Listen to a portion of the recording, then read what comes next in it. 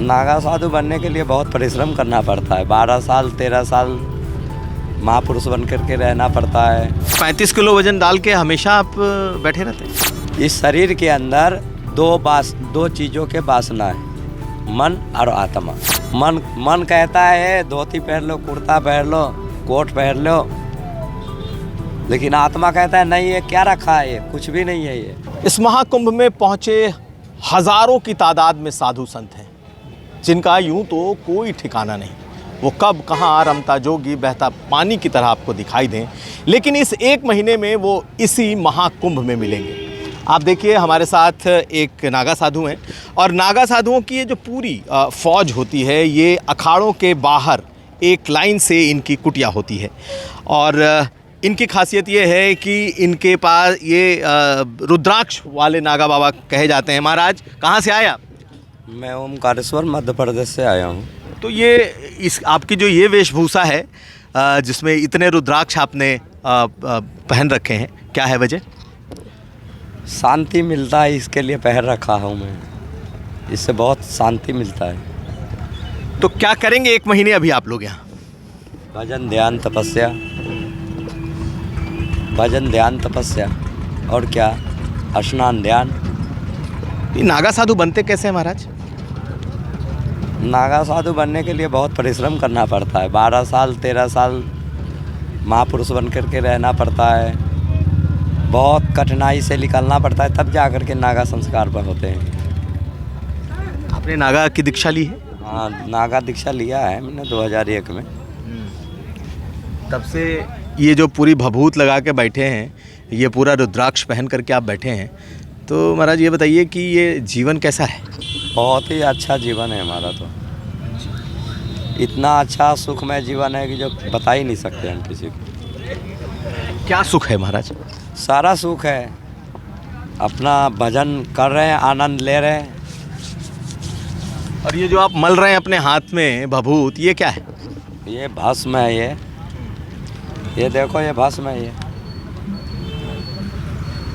तो क्या यही आवरण है, यही कपड़ा है? पहनते तो आप कुछ नहीं है? नहीं नहीं नहीं, यही आवरण है हमारा। हम लोगों के नियम नीति के हिसाब से कपड़े बेमुथ ही किया जाता है, कि जो हम लोग कपड़े नहीं पहन सकते, फिर तो नागा ही रहना पड़ता है। हम लोगों की परंपरा है ना ये, हम परंपरा निभा रहे हैं। तो ये रुद्राक्ष का क्या असर होता है आप पर? बहुत असर होता है। असर क्यों नहीं होगा? असर हम पहनते हैं, हमको कुछ फ़ायदा है तभी तो पहन रहा हूँ, नहीं तो इतने वजन डाल करके मैं दिन भर रहता हूँ, क्यों रहूँगा मैं? आपको एक कोट में वजन लग रहा होगा, हमारे को इतना कम से कम 32-35 किलो वजन है, तो हमको परेशानी नहीं होता होगा। लेकिन सब महादेव सब ठीक कर देते हैं। तो ये 35 किलो वजन डाल के हमेशा आप बैठे रहते हैं? हाँ, हमेशा बैठा रहता हूँ। और इसका आपको कुछ फ़ायदा असर है ना, फ़ायदा है ना। हमारे को अच्छी ध्यान सब अच्छा होता है, हमारे को कोई परेशानी नहीं होता है। और कितने रुद्राक्ष हैं इसमें? 1.25 लाख।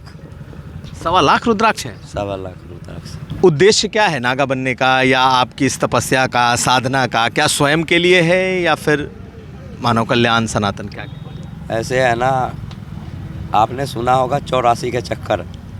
हमें 84 के चक्कर छोड़ने के लिए, मुक्ति पाने के लिए ये रास्ता अपनाया है हमने। हर इंसान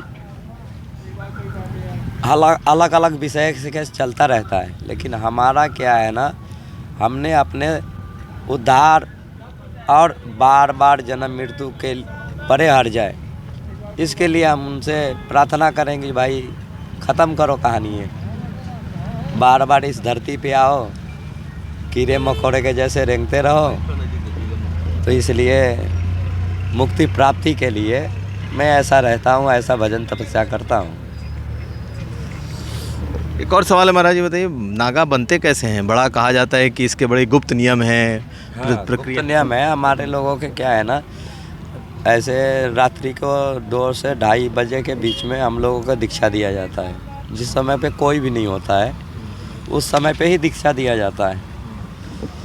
और दीक्षा कोई 1 घंटे आधे घंटे के नहीं है। ये दीक्षा कम से कम 48 घंटे तक लगातार चलता है। ये 48 घंटे जो भी विधि विधान है उसके हिसाब से फिर। तो ये विधि विधान क्या है? क्योंकि लोग कहते हैं काम वासना से मुक्ति हो जाती है, इसकी एक प्रक्रिया होती है। बिल्कुल होता है ना, ऐसे है ना। देखो, हर चीज़ पे विजय प्राप्ति करना पड़ता है। मन है ना बहुत ही चंचल है। मन कहेगा लड्डू खाना है, मन कहेगा अमेरिका जाना है, मन कहेगा बहुत और कुछ चाहिए। तो हमको मन को मार के और बस शाश्वत जीवन जीना है बस। मन तो बहुत कुछ कहेगा, मन तो बहुत दौड़ाएगा, मन तो इधर उधर कहाँ क्या क्या करवाएगा, कोई भरोसा नहीं। इसलिए मन को नहीं मानना चाहिए, आत्मा को मानो आप। आत्मा को मानो। आत्मा ही परमात्मा है ना। मन तो चलायमान है ना, मन तो आपको सिर्फ चलाने के लिए उसके अंदर है। इस शरीर के अंदर दो चीज़ों के वासना है, मन और आत्मा। जैसे आप कभी कहीं झगड़ा दंगा कुछ हुआ तो कभी आपने कभी कहा मार, और अंदर से आपके अंदर से ही आवाज़ आया कि जो नहीं मत मार। तो मारने वाले का तो आपने सुन लिया, मत मार कहने वाले का तो आपने सुना ही नहीं। तो बहुत से लोग ऐसे ही है कि जो जिसको अंदर आत्मा के बात नहीं सुनता है तो उसको दुख ही मिलता है, दुख भोगना पड़ता है उसको।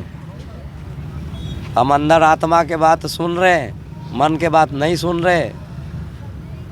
मन कहता है धोती पहन लो, कुर्ता पहन लो, कोट पहन लो, लेकिन आत्मा कहता है नहीं, ये क्या रखा है, ये कुछ भी नहीं है ये। समझे?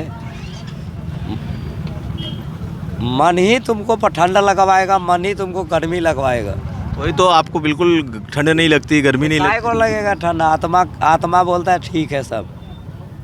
इसलिए इस 2 डिग्री 3 डिग्री ठंड में भी आप लोगों को फर्क नहीं पड़ता। हम लोग केदारनाथ जाकर रहते हैं, यहाँ तो छोड़ो, ये केदारनाथ में रहते हैं 6 महीने। 6 महीने केदारनाथ में जाके ऐसे ही भजन करते हैं उधर। लेकिन महाराज, ये सबसे ज़्यादा कौतूहल अगर किसी में होता है तो नागाओं में होता है, आम लोगों का, कि भाई ये नागा हैं क्या आखिर ये नागा इस तरीके से बन क्यों जाते हैं, जी कैसे लेते हैं? तो क्या है इसके जवाब आपके पास? जवाब तो क्या, भगवान, नागा बनना कोई साधारण बात नहीं है। मैंने आपको बताया ना भगवान। लेकिन महाराज, एक इसमें प्रक्रिया कही जाती है, लिंग तोड़ प्रक्रिया, क्या है वो? नहीं, अब वो नहीं है, औषधि पिला देते हैं और कुछ नहीं है। पहले बहुत से लोग मर जाते थे ना। अच्छा, उस प्रक्रिया में? वो प्रक्रिया में क्या थे ना, पहले झटके ही दिया जाते थे। लेकिन अब आयुर्वेदिक कोई जड़ी बूटी है, वो हमारे संस्कार के समय पे सबको दिया जाता है। तो उससे क्या पूरी काम वासना खत्म हो जाती है? वासना देखो, मैंने अभी क्या बताया, मन चलायमान है। मन कहेगा ना, मन को मत मानो ना, मन के बात मत मानो ना। मन जो मांग रहा है उसको त्याग कर दो ना। एक मिठाई की दुकान है, उस मिठाई के दुकान पे जाओगे, आपको मन कहेगा हमको ये रसमलाई खाना है, और वो तुम वहीं पे खड़े हो, लेकिन उस रसमलाई को नहीं खाए तो मन मर गया। फिर आपको रसगुल्ला खाने की इच्छा ही नहीं होगा। वो तो आप लोगों ने इतना काबू में कर रखा मारना पड़ेगा, चाहे कुछ भी हो, कोई भी वासना हो। बस मन को तो बिना मारे कुछ नहीं कर सकते, बिना मन के मारे कुछ भी नहीं कर सकते। मन को तो मारना ही पड़ेगा। ठीक है महाराज, बहुत धन्यवाद आपका बातचीत करने के लिए हमारे साथ। तो हमारे साथ थे एक नागा महाराज, नागा बाबा। महाराज, आपका पूरा नाम क्या है, नागाओं का नाम? मेरा नाम दिगंबर विजयपुरी बाबा है और मैं ओमकारेश्वर मध्य प्रदेश में रहता हूँ। तो दिगंबर विजयपुरी बाबा हैं, नागा हैं, और ये ओमकारेश्वर से आए हैं। सालों भर कहीं ना कहीं, कभी केदारनाथ, कभी कुंभ, इस तरीके से इनकी धुनी रमाई होती रहती है। उदय गुप्ता के साथ कुमार अभिषेक, महाकुंभ क्षेत्र प्रयागराज आज तक।